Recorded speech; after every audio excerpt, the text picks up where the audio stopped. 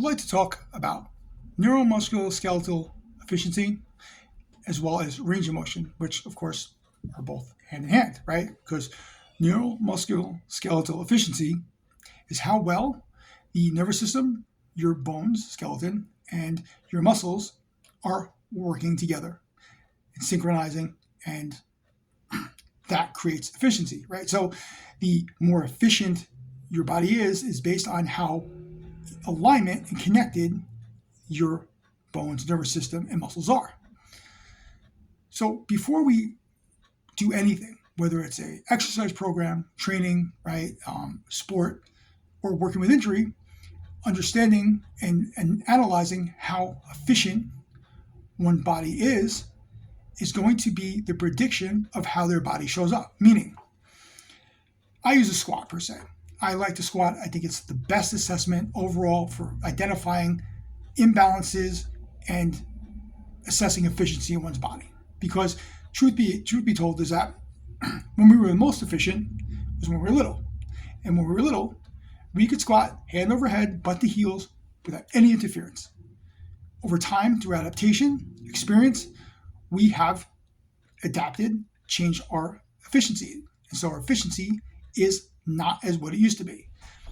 Yes, age is a factor, but ultimately time in is the greatest factor. Meaning if we sit a lot, we are adapted, adjusted to being in a sedentary position. So without any exercise or any load, your body has made an adaptation because of the loading patterns that are on our body.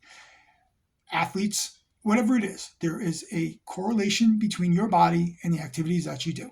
It's an adaptation. It is an adapt to survive adaptation. It's the way the body works. Yes, there are subtle things that correlate with age. However, in my experience and in my results, when we reconnect the body and align the body at the deepest levels, we can erase so much of that. Yes, there are still going to be things and variables that exist within one's body, and everybody might not get there as quickly as they can, but it is possible for everybody. And what I invite you to do is to take a look at the way if you're a trainer, the way you assess somebody, the way you program for somebody. If you're a therapist, same thing, the way you assess, whatever. How much more efficient can that person become? Where is the breakdown in movement and where is the lack of efficiency? So like I said before, using the squat. If you can put your hands overhead and sit butt to heels and there's no deviation or shifting or anything, you could see every part of the body making its changes at every specified degree it's supposed to, there shouldn't be a problem. There shouldn't be. Now, it doesn't mean there can't be. And those are just anomalous things. But looking at the general population, there shouldn't be. So if you're training somebody, an athlete, just a fitness person, anybody, and that person can't squat below 90 degrees, while they might be pain-free, they might be strong, they might be able to compete, perform, they're not at their most efficient. Because the most efficient is full range of motion with no effort. Now, I know it's been a long time since we got there, and there's a lot of evidence that says we might not be able to get there because there are lots of variables that attribute to that. But if we accept that as permanent, we will never get there. I've worked with people for 25 years. I've done exclusively exercise correctively for at least 11, 12 years before I got primarily into corrective work that I do now. And I still have done it to coincide. So I've got 25,000 hours of actual exercise experience, group exercise, one-on-one, small group, taught every class with the exception of Zumba, right? Yes, once I taught kickboxing, or twice because I had to fill in. Once I taught Pilates because I had to fill in, and once I taught yoga because there was nobody there and I knew something. And they were happy, but they knew. The point is, adding that 25,000 hours plus 10,000 hours of the work I do now, I've seen things move in a very consistent way, and I've seen things that happen that are outside of the norm. So my point is, I've been versed in many different bodies, but the body is designed to move one way, the way that it's designed to be the most efficient, right? So if your body's not in its most efficient state, it is not performing at its most efficient state. So back to the squat. If you're sitting halfway at 90 degrees, that's halfway. So one could arguably say that you're at 50% efficiency. We can be very strong. We can do a lot with 50%. But if we're not improving from 50%, we are not improving from 50%. That's it. Yes, a number can go up. But if you're at 50%, the most important thing you need to understand is that there's an adaptation in tension relationships in the body from fingertip to toe that keep you aligned to 50%. And yes, we can build on top of that 50% and make that 50% better, but that's one, not correcting the other 50% range that's there, and two, taking our potential away from our bodies. So look, I've helped people before I knew the work I do and understand it to the way I have. Look, we're talking 25 years of experience. I've taught around the world, and I've been a trainer for an NFL Hall of Famer. Without that experience, I cannot deliver you the information to the way that I'm doing it right now. So I applaud you for the success you have and your desire to help people. I'm offering you my perspective and my experience because it helped me help others at a degree, to me, that's, at least in my career, is unprecedented. When we focus on paint by number, or what I call it, by making muscles stronger, you're going to see development. Look, truth be told, I can give you any exercise program and you will see results. But are the results that are going to give you the greatest return on your investment in time? And the answer is no. Because the greatest investment in time that we can make for ourselves, our longevity, and our ability to be alive is by improving the efficiency of the body. And it should come before anything else. Now, it's an ongoing process. So I understand that in the meantime, there's reinforcing exercises that we're going to be doing. It's not the same as trying to accelerate performance. When you talk about foundational athleticism and movements, these are balance, core, range of motion, multi-plane things, just like that, right? So they're all part of the integration process. However, we need to be moving the needle deeper, meaning that 50% squat has to go to 3/4, then it has to go all the way to maximize. And it takes work, but with the right tools and the right approach, we can all get there.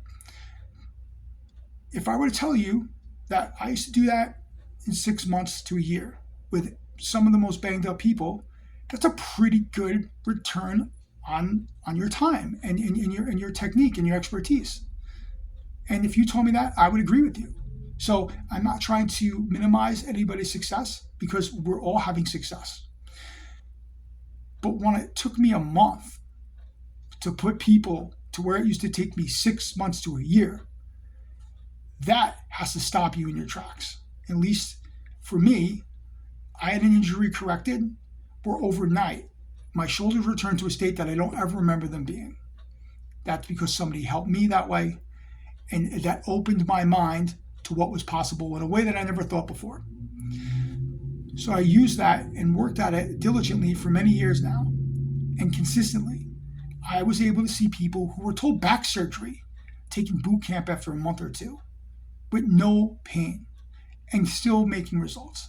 I've worked with some of the worst injuries that you could possibly see, cerebral palsy, polio, Parkinson's, and seen dramatic improvements, especially in elderly people, where look, if you're a trainer or a therapist, you know it's really hard to progress an elderly person who can't really get up on their own.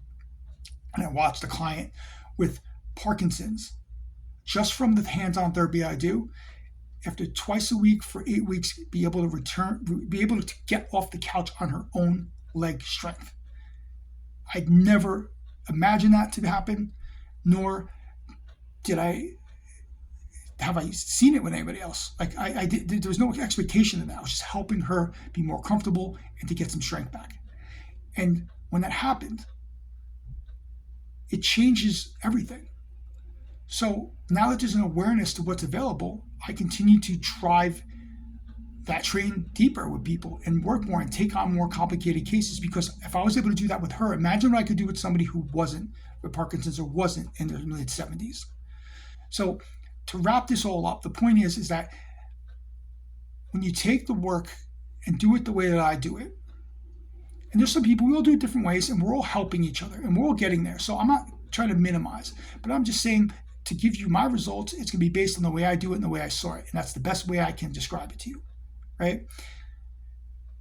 I've seen things happen in 1/3 of the time, even at an accelerated rate that I was doing with people. And it works because the body's designed one way to work the way it needs to work when it needs to work there, right? So a neutral, balanced body, every part is supposed to compartmentalize and work at the angles and degrees that it's happening. So if you are looking to improve an athlete, the most important thing you want to do is make them more efficient. It's not about giving them more weight. It's not about giving them more runs. It's not giving more jumps. It's about improving their efficiency, because that is the strongest foundation anybody could have. And what are you building your house on? Are you building it on pebbles? Or are you building it on concrete, brick and mortar, steel beams, right?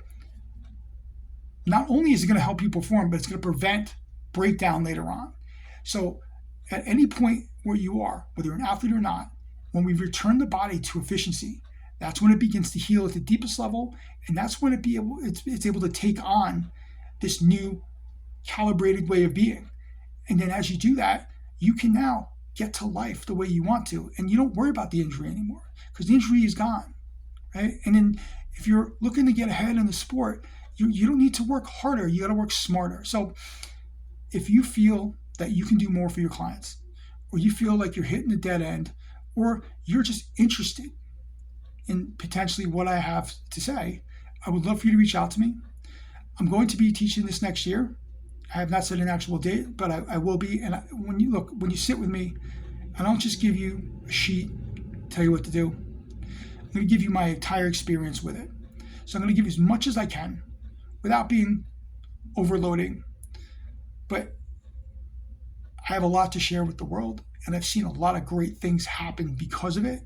And if I can help other people do the same, then that's what makes it all worth it for me. So reach out to me, DM. We can talk more, like, comment, whatever it is you got to do. Get my attention, and I'd love to talk to you.